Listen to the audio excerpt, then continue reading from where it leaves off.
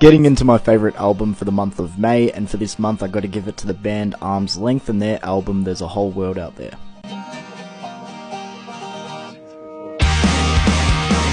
Arm's Length is a band that I can say I honestly wasn't familiar with before checking out this album, but after listening to the album in full, I found it to be a nice balance between emo and pop punk. There were moments off this album that reminded me of bands like Hot Mulligan, even though the overall sound, if I had to tie it in with another band, reminded me a lot of something like Knuckle Puck. The emo came through with the writing and the emotion, the straining vocals and a lot of what the messaging in the songs was about, but then the pop punk came through with the groovy instrumentals. It picked up speed whenever it was needed and necessary, and then of course the typical catchy choruses that is quite standard for pop punk music as well. And after listening to the album from front to back a handful of times and doing a little bit of research, I came to find that this is only the band's second full-length album, which first of all just makes it even more impressive as a second go around, because this is a really well put together album. But then also on top of that, it just means that they also have room to grow and expand on their careers and expand on their discography, and it makes me really excited to see what they're going to do in the future, and this album is a really good way to set the standard.